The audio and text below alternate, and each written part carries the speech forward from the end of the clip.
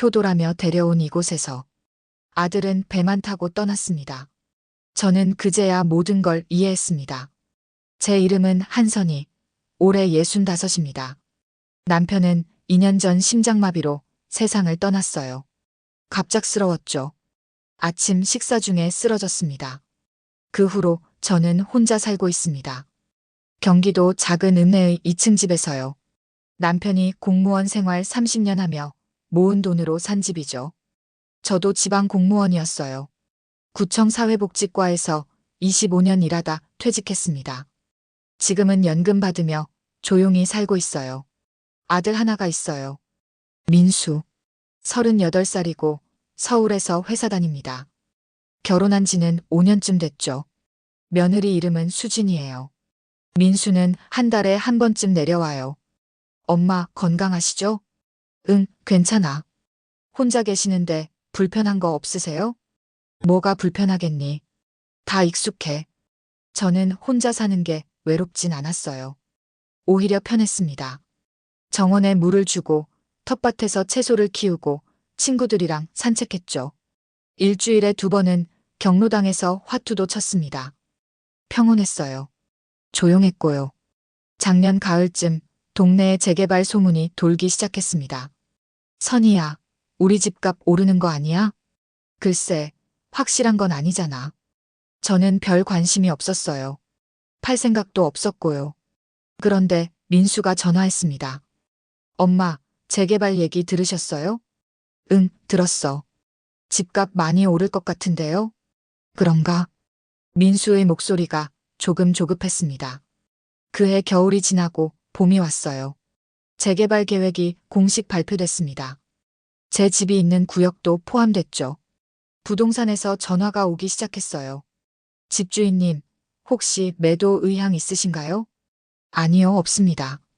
저는 전부 거절했습니다. 그런데 민수가 또 전화했어요. 엄마, 부동산에서 연락 왔어요? 응, 왔어. 근데 다 거절했어. 왜요? 한번 들어보시지. 뭐하러? 안 팔 건데. 그래도 시세는 알아야 하잖아요. 민수의 목소리가 이상했습니다. 뭔가 제게 팔기를 바라는 것 같았어요. 민수야, 나 여기서 계속 살 거야. 알아요, 엄마. 근데 그냥 알아만 보시라고요. 저는 깨름칙했지만 아들 말이니까 들어보기로 했습니다. 부동산에 전화를 걸었어요. 집주인님, 지금 시세가 5억입니다. 5억? 네. 작년엔 3억이었는데 재개발 확정되면서 많이 올랐어요. 저는 깜짝 놀랐습니다. 2억 5천에 산 집이 3년 만에 2배가 넘게 올랐어요. 그날 저녁 민수에게 전화했습니다. 민수야, 집값이 5억이래. 그래요? 많이 올랐네요. 응, 근데 나 안 팔 거야. 네, 알아요. 민수의 대답은 담담했습니다. 하지만 뭔가 아쉬운 기색이 느껴졌어요. 그때부터였습니다. 민수와 수진이가 자주 집에 내려오기 시작한 게 그 다음 주말 민수와 수진이가 함께 내려왔습니다. 보통은 민수만 왔는데 이번엔 둘이 같이 온 거죠. 뭔가 할 말이 있는 것 같았어요. 어머니, 안녕하세요. 수진이가 환하게 웃으며 인사했습니다. 왔니? 들어와. 저는 차를 준비했어요. 거실에 앉아 이런저런 이야기를 나눴죠. 어머니, 요즘 잘 지내세요? 응, 잘 지내지. 근데 혼자 계시는 거 위험하지 않으세요? 수진이의 말에 저는 고개를 갸웃했습니다. 위험? 뭐가? 집도 넓고 2층이잖아요. 계단도 있고. 혹시 넘어지시기라도 하면. 괜찮아. 조심하면 되지. 그래도 나이 드시면 위험해요. 민수도 거들었습니다. 엄마, 수진이 말이 맞아요. 저희도 걱정돼서요. 저는 피식 웃었어요. 걱정은 고마운데 난 아직 멀쩡해. 그런데 수진이가 다시 말을 꺼냈습니다. 어머니, 혹시 실버타운 알아보신 적 있으세요? 실버타운? 네, 요즘 괜찮은 데가 많더라고요. 저는 손을 내저었어요. 아니야, 그런데 갈 생각 없어. 왜요? 편하게 관리받으면서 사실 수 있는데. 싫어. 여기가 편해. 하지만 어머니 혼자 계시는 거 정말 위험해요. 수진이는 계속 실버타운 이야기를 했습니다. 저는 조금 짜증이 났어요. 수진아, 난 여기서 살 거야. 이해해줘. 네, 알겠습니다. 수진이는 일단 물러섰습니다. 저녁을 먹으며 민수가 조심스럽게 말을 꺼냈어요. 엄마, 그런데 집값이 5억이라며요? 응, 부동산에서 그렇게 말하더라. 엄청 올랐네요. 그러게. 근데 팔 생각 없어. 엄마, 근데요. 민수가 뭔가 말하려다 말았습니다. 옆에서 수진이가 눈짓을 보냈어요. 뭔데? 아니에요. 그냥요. 저는 이상했습니다. 왜 저렇게 눈치를 보는 걸까? 그날 밤, 저는 2층 침실에 누워 있었어요. 아래층에서 민수 부부가 대화하는 소리가 희미하게 들렸습니다. 5억이면 충분해. 우리 빚도 갚고. 수진이의 목소리였어요. 그래도 엄마가 안 판다잖아. 설득해야지. 실버타운 보증금만 빼면 우리가 3억은 쓸 수 있어. 그렇긴 한데. 제 심장이 쿵쾅거렸습니다. 지금 뭐라고 한 거지?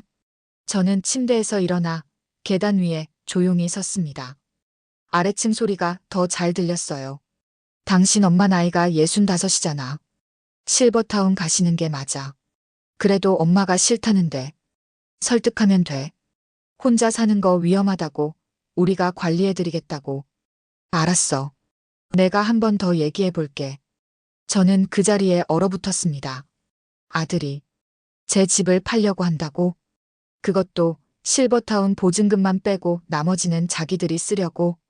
손이 떨렸습니다. 다리에 힘이 풀렸어요. 저는 조용히 침실로 돌아와 문을 닫았습니다. 침대에 앉아서 한참을 그대로 있었어요. 믿을 수 없었습니다. 민수가 그럴 리 없어. 착한 아이인데. 하지만 방금 제가 들은 건 분명했어요. 그날 밤 저는 잠을 이룰 수 없었습니다. 다음 날 아침 민수 부부는 아침을 먹고 서울로 올라갔어요. 엄마, 다음 주에 또 올게요. 응, 그래. 실버타운 얘기 좀 생각해 보세요. 정말 좋은 곳 있어요. 수진이가 웃으며 말했습니다. 저는 대답하지 않았어요. 현관문이 닫히자 저는 소파에 털썩 앉았습니다. 머릿속이 복잡했어요. 아들이 저를 속이고 있다. 제 집을 팔아서 돈을 쓰려고 한다. 실버타운은 핑계일 뿐이었어요. 저는 화가 났습니다. 하지만 동시에 슬펐어요. 평생 키운 아들이 이럴 수가 있나. 그날 저녁 동네 친구 영숙이에게 전화했습니다. 영숙아, 나 좀 이상한 일이 생겼어. 무슨 일인데? 저는 어젯밤에 들은 이야기를 전부 말했어요. 뭐, 그게 무슨 소리야? 내가 직접 들었어. 선이야, 그럼 아들한테 얘기해야지. 어떻게 말해? 엿들었다고? 그래도 확인은 해야 하잖아. 영숙이 말이 맞았습니다. 며칠 후 민수가 다시 전화했어요. 엄마, 주말에 또 내려갈게요. 왜 자꾸 오니? 바쁘지 않아? 아니에요. 엄마 뵙고 싶어서요. 그래. 저는 짧게 대답하고 전화를 끊었습니다. 그리고 생각했어요. 이번엔 제대로 확인해야겠다고. 주말이 다가왔습니다.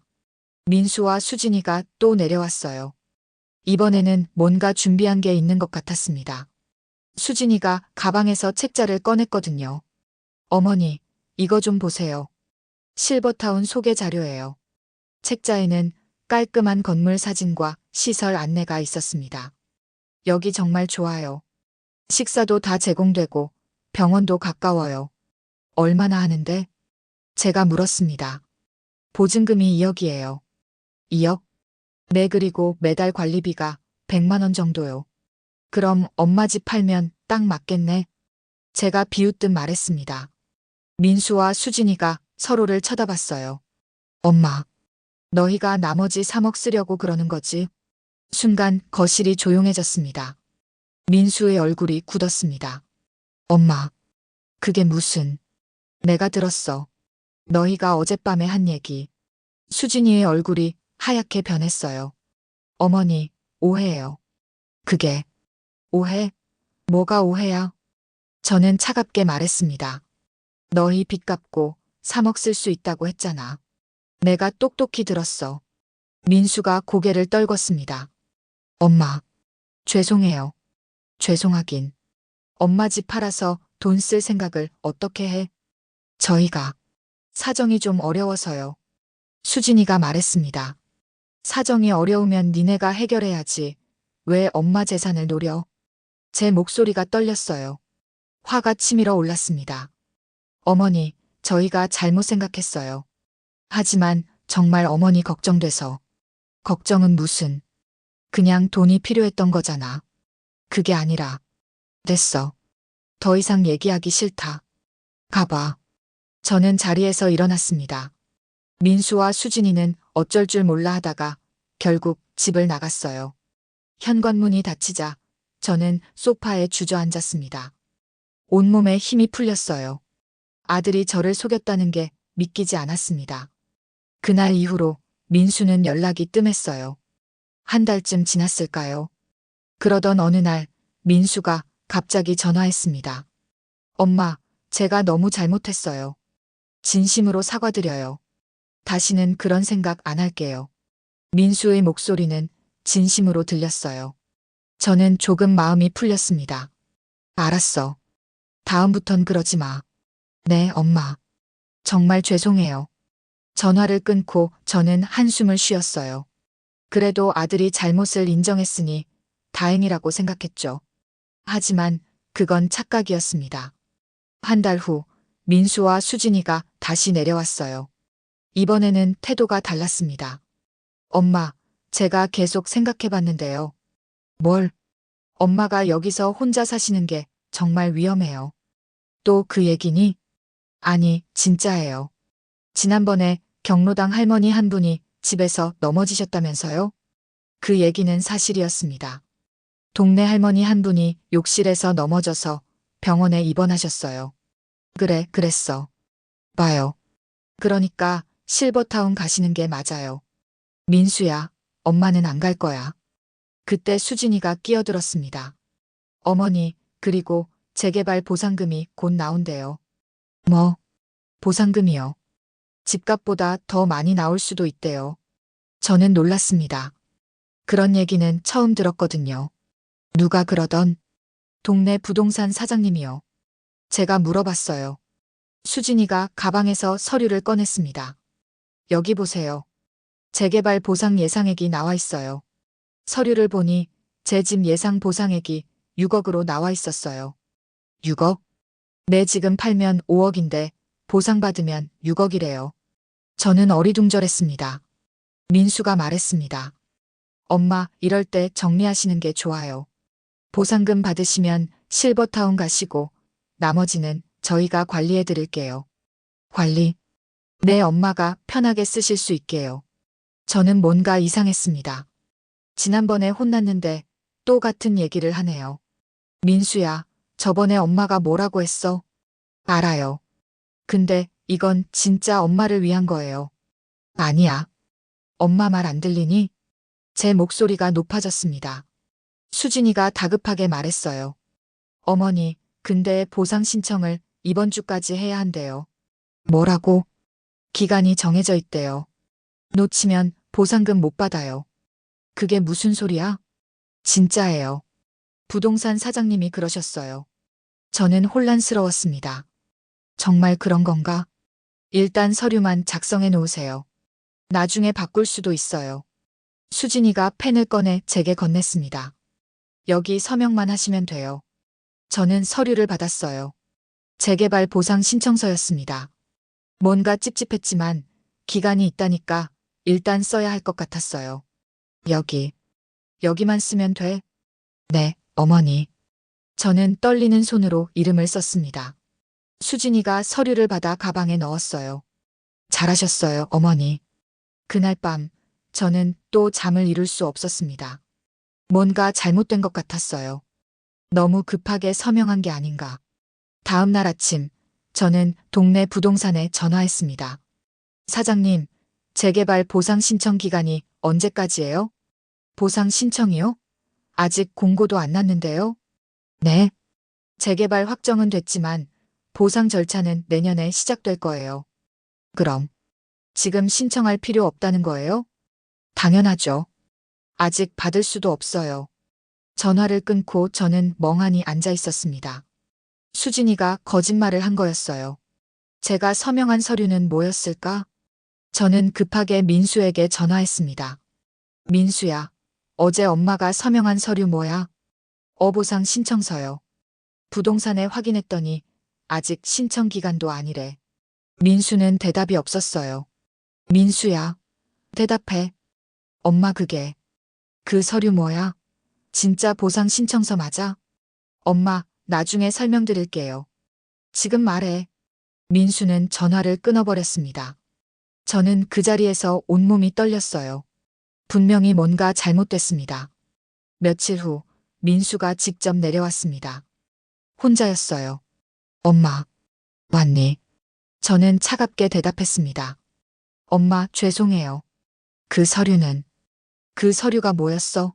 민수는 한참을 망설이다가 말했습니다. 매매 위임장이었어요. 뭐라고? 엄마 집을 제가 대신 팔 수 있는 서류요. 저는 숨이 막혔습니다. 민수야, 너 진짜? 엄마, 들어보세요. 저희가 정말 힘들어요. 민수가 울먹이는 목소리로 말했습니다. 빚이 2억이에요. 회사 일도 안 풀리고 수진이 아버지가 사업 실패해서 보증 섰다가 그래서 엄마 집을 몰래 팔려고 했어? 아니에요. 팔려던 건 아니고 그냥 혹시 몰라서 위임장을 받았다고? 제 목소리가 떨렸습니다. 엄마가 동의 안 하실까봐 그냥 준비만 해둔 거예요. 준비? 그게 준비야? 저는 화가 나서 손이 떨렸어요. 민수야, 당장 그 서류 찢어. 네, 알겠습니다. 민수는 고개를 숙였습니다. 그리고 다시는 그런 생각하지 마. 알았지? 네, 엄마. 민수는 돌아갔습니다. 저는 그날 이후로 민수를 믿을 수 없었어요. 제 아들이 저를 속이려 했다는 게 너무 충격이었죠. 한 달이 지났습니다. 민수에게서 전화가 왔어요. 엄마, 저 다음 주에 또 내려가도 될까요? 왜? 또 뭔데? 엄마한테 드릴 말씀이 있어서요. 전화로 해. 아니에요. 직접 뵙고 말씀드리고 싶어요. 저는 한숨을 쉬었습니다. 알았어, 와. 다음 주 민수와 수진이가 함께 왔습니다. 이번엔 얼굴에 미소가 가득했어요. 엄마, 저희가 여행 가려고요. 여행? 네, 엄마랑 같이요. 수진이가 환하게 웃으며 말했습니다. 어머니, 평생 해외여행 한 번도 안 가보셨잖아요. 그래서 이번에 저희가 모시고 가려고요. 일본이요. 저는 놀랐습니다. 갑자기 왜 여행? 갑자기 무슨 여행? 엄마한테 죄송해서요. 효도 여행이에요. 민수가 말했습니다. 그동안 엄마한테 못되게 굴어서 이번 기회에 좋은 추억 만들고 싶어요. 저는 의심스러웠습니다. 뭔가 또 꿍꿍이가 있는 게 아닐까? 아니야, 괜찮아. 엄마, 제발요. 이번엔 진짜 효도하고 싶어요. 민수가 제 손을 잡았습니다. 항공권도 벌써 샀어요. 다음 달 15일이요. 벌써 샀어? 네, 미리 사야 싸죠. 엄마 여권도 저희가 만들어 드릴게요. 수진이가 말했습니다. 서류만 주시면 저희가 다 처리해 드릴게요. 저는 또 서류 얘기에 경계심이 들었어요. 여권은 내가 직접 만들어. 아, 네. 그러세요. 민수가 실망한 표정을 지었지만 금방 웃었습니다. 어쨌든 꼭 가셔야 해요, 엄마. 생각해 볼게.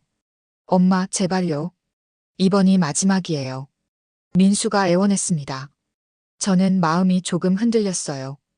평생 해외여행 한 번 못 가봤는데 가보는 것도 나쁘지 않을 것 같았죠. 알았어. 갈게. 정말요? 고마워요, 엄마. 민수가 기뻐했습니다. 그날 이후로 민수는 자주 전화해서 여행 준비를 챙겼어요.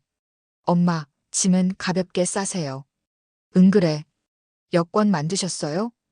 응, 만들었어. 그리고 엄마, 혹시 통장이랑 도장 챙기세요. 왜? 혹시 면세점에서 큰 거 사실 수도 있잖아요. 아, 그래. 저는 별 생각 없이 준비했습니다. 드디어 출발 날이 왔어요.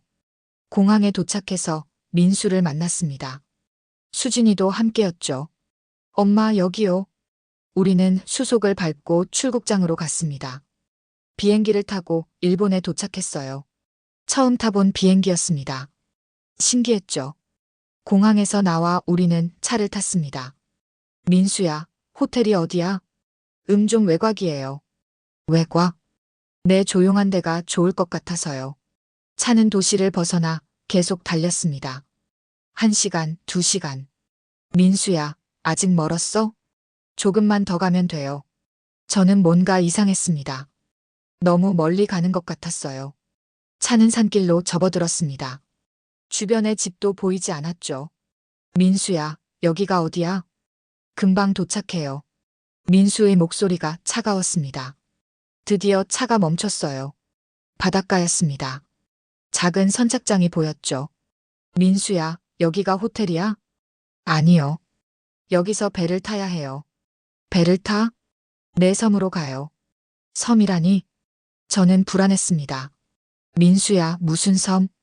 엄마, 일단 타요. 가면 알아요. 민수가 제 팔을 잡아 끌었습니다. 저는 어쩔 수 없이 배에 탔어요. 배는 1시간쯤 달렸습니다. 육지가 점점 멀어졌죠. 제 심장이 두근거렸습니다. 뭔가 잘못되고 있었어요. 드디어 섬에 도착했습니다. 작은 섬이었어요. 집이 몇 채 보였죠. 민수야, 여기가 어디야? 엄마, 여기서 좀 쉬시면 돼요. 민수의 말투가 완전히 달라졌습니다. 쉬긴 뭘 쉬어? 여행 아니었어? 수진이가 비웃었습니다. 여행이요? 어머니, 여기가 어머니 새 집이에요. 제 머릿속이 하얗게 변했습니다. 새 집?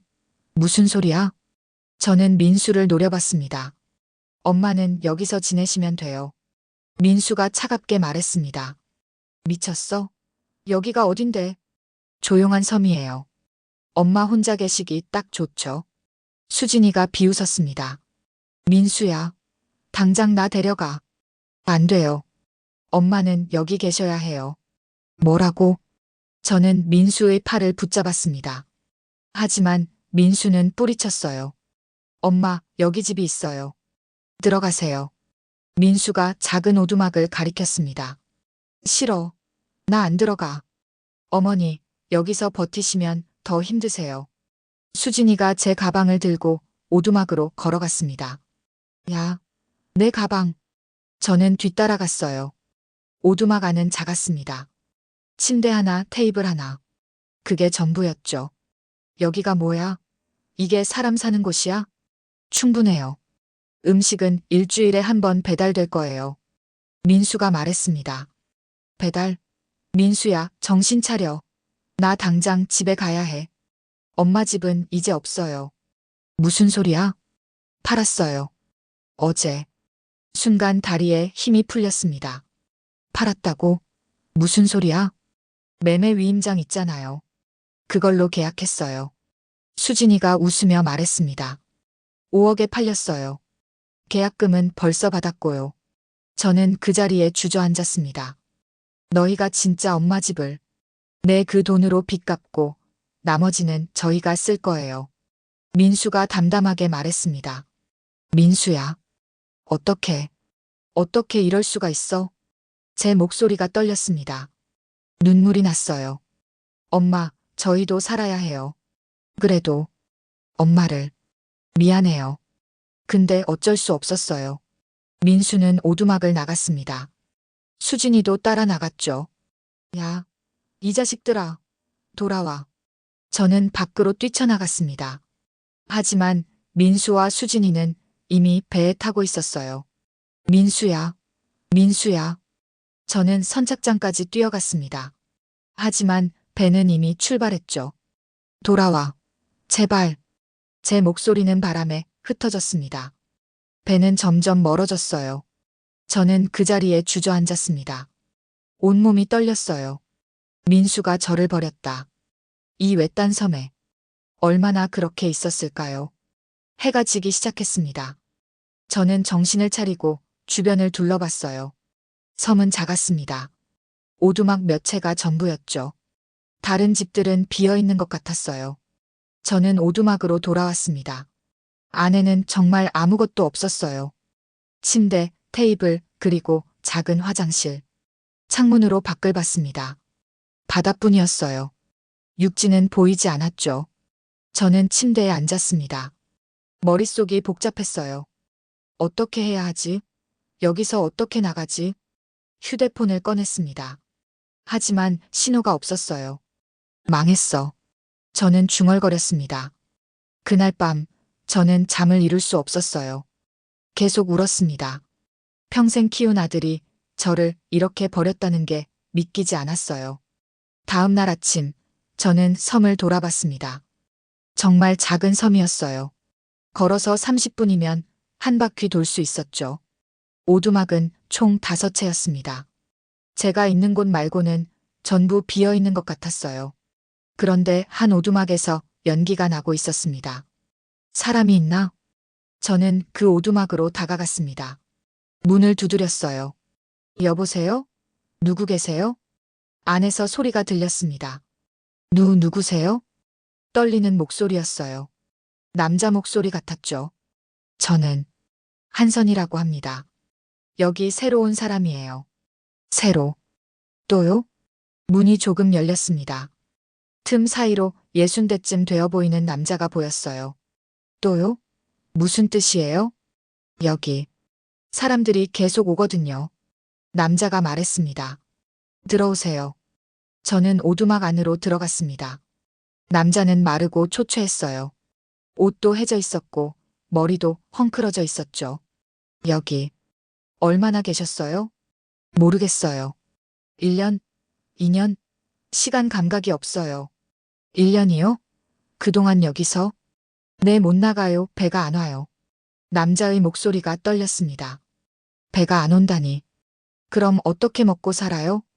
일주일에 한 번 음식이 와요. 배로. 근데 사람은 안 태워줘요. 저는 충격을 받았습니다. 그럼 여기서 계속 살라는 거예요? 그런 것 같아요. 남자가 고개를 떨궜습니다. 저는 그제야 깨달았습니다. 민수가 저를 여기 유기한 거라고. 며칠이 지났습니다. 저는 그 남자와 자주 얘기를 나눴어요.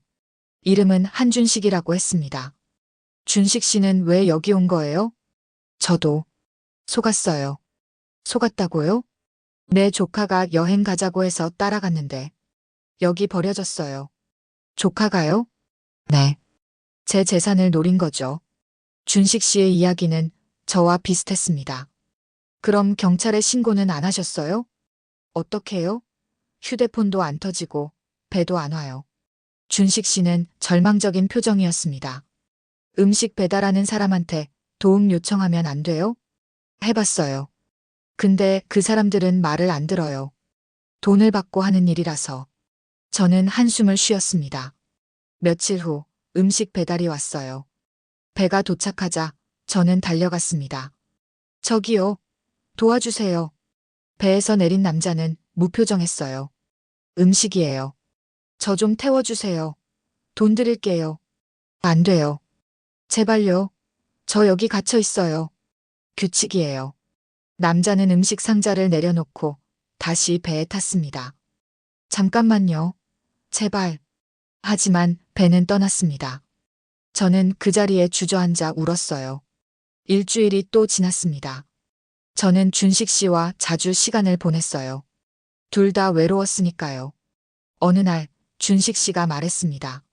선희 씨, 저 사실 말씀드릴 게 있어요. 뭔데요? 제 이름이 한준식이 아니에요. 네. 준식 씨가 고개를 떨궜습니다. 진짜 이름은 한준호예요. 한준호? 그 이름을 듣는 순간 제 심장이 멎는 것 같았습니다. 혹시 한선희 씨 동생이신가요? 준식 씨가 조심스럽게 물었습니다. 네, 맞아요. 근데 왜 그 이름을? 저도 한준호예요. 한선희, 누나. 순간 세상이 멈춘 것 같았습니다. 뭐라고요? 누나. 접니다. 준호. 저는 준식 씨. 아니, 준호를 똑바로 쳐다봤습니다. 얼굴을 자세히 보니 맞았어요. 제 동생이었습니다. 얼굴에 마스크를 하고 너무나 초라한 모습으로 변해 있어서 한 번에 알아보지 못했어요. 목소리도 달라져 있는 느낌이었죠. 준호야. 진짜 내가. 준호야. 네, 누나. 저는 준호를 꼭 안았습니다. 눈물이 쏟아졌어요. 준호야. 어떡해. 넌 3년 전에 실종됐잖아. 죄송해요, 누나. 제가 여기 갇혀서. 준호도 울었습니다. 우리는 한참을 그렇게 울었어요. 진정이 되고 나서 준호가 말했습니다. 누나, 저도 민수한테 당했어요. 너도? 민수가 저를 여기 버렸어요. 저는 숨이 막혔습니다. 민수가? 우리 민수가? 네, 3년 전에 민수가 투자하자고 해서 제 돈을 줬어요. 2억. 2억? 네, 근데 그게 사기였어요. 민수가 그 돈을 다 쓰고. 그래서 제가 따졌죠. 그랬더니 민수가 여행 가자고 해서 따라왔는데 여기 버린 거야? 네. 저는 온몸이 얼어붙었습니다. 민수가 삼촌도 속였다고? 그것도 3년 전에? 누나, 민수는 이미 여러 번 이런 짓을 했어요. 여러 번? 네, 제가 여기서 다른 사람들 얘기를 들었어요. 음식 배달하는 사람한테. 무슨 얘기? 이 섬에 민수가 버린 사람들이 있었대요. 뭐? 근데 다들 죽었대요. 저는 몸이 떨렸습니다. 죽었다고? 내 추운 겨울에 음식이 안 와서. 준호의 목소리가 떨렸습니다. 민수는 사람들 재산을 뺏고 여기 버려요. 그리고 그냥 내버려둬요. 그럼 우리도? 네, 아마 민수는 우리가 죽길 기다리고 있을 거예요. 저는 그 자리에 주저앉았습니다. 민수가 제 아들이 살인을 계획했다고? 누나, 우리 나가야 해요. 안 그럼 정말 죽어요. 어떻게? 배를 만들어요. 배를 만들었다고? 네, 제가 2년 동안 준비했어요. 나무 모으고, 도구 만들고. 준호가 오두막 뒤를 가리켰습니다. 거기에는 작은 뗏목이 있었어요.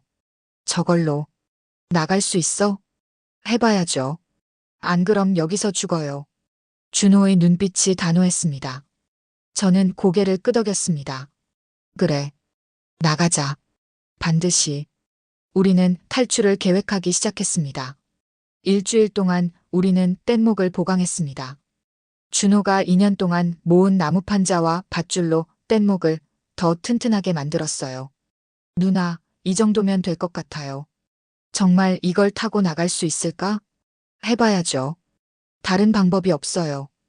우리는 출발 날을 정했습니다. 날씨가 맑은 날로요. 그날이 왔습니다. 새벽 4시, 우리는 뗏목을 바다로 밀었어요. 조심해서 타요, 누나. 응, 그래. 우리는 뗏목에 올라탔습니다. 흔들렸지만 버텼어요. 준호가 노를 저었습니다.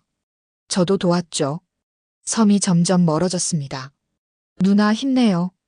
응, 너도. 우리는 계속 저었어요.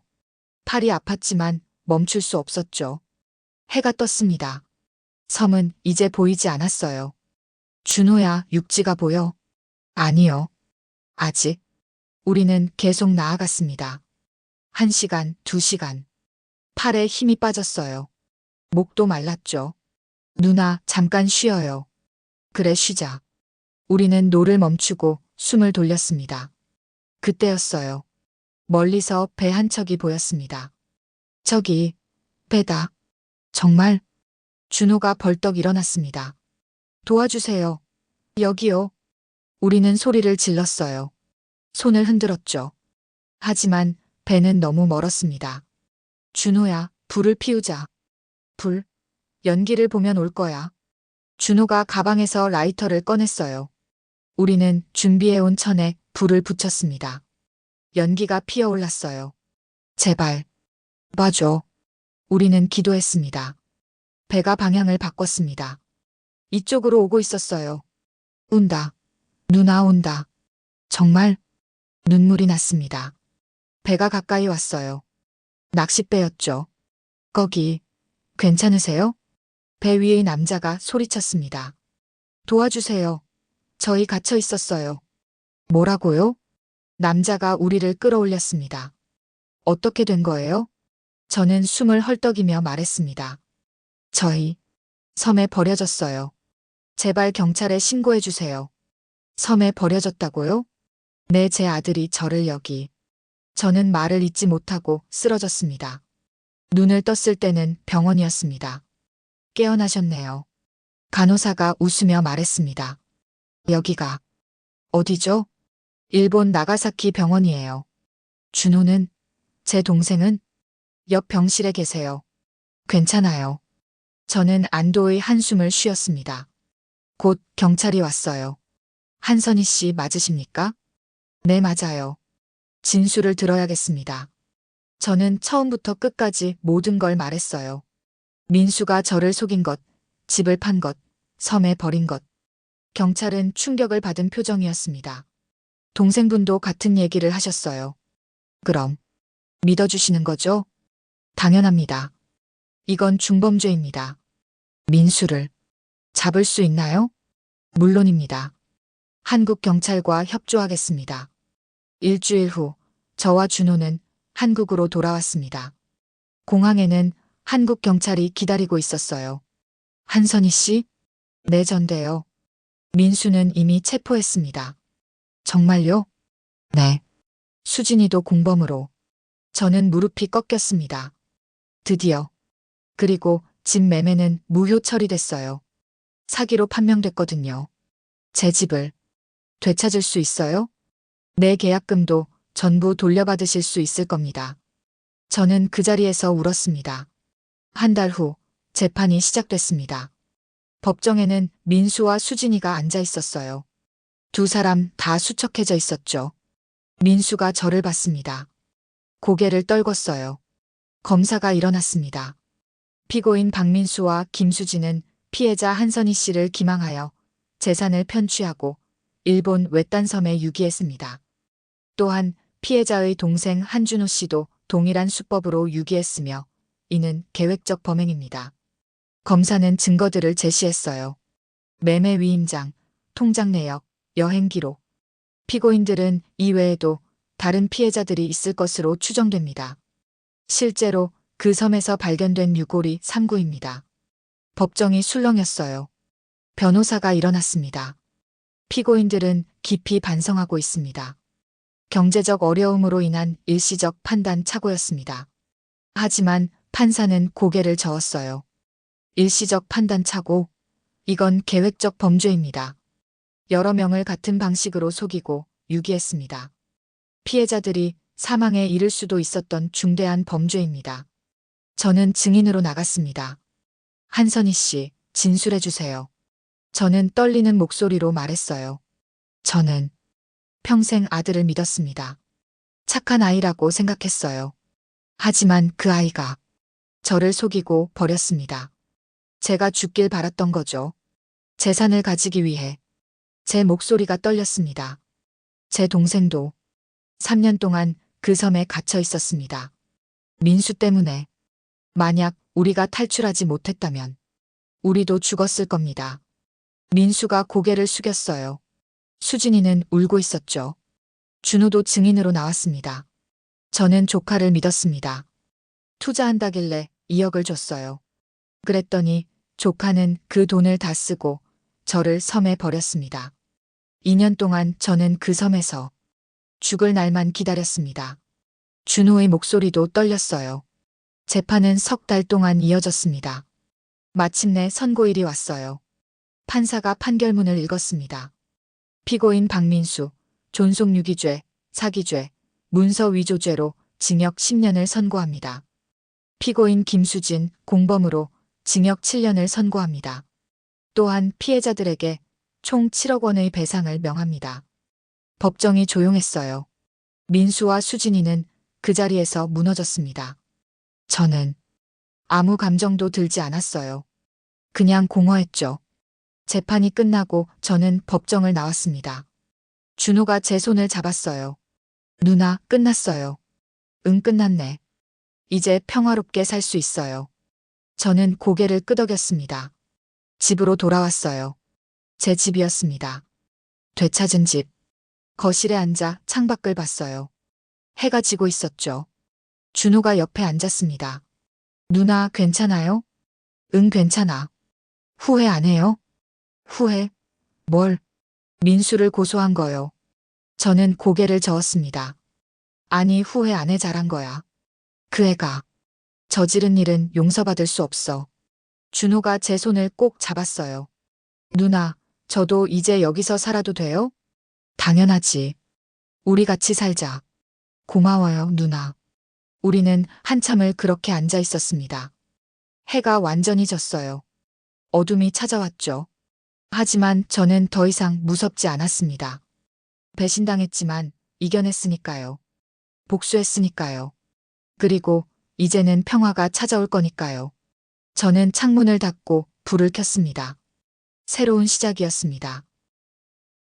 오늘의 이야기는 여기까지입니다. 여러분의 구독과 좋아요는 영상 제작에 큰 힘이 됩니다. 구독과 좋아요 부탁드립니다.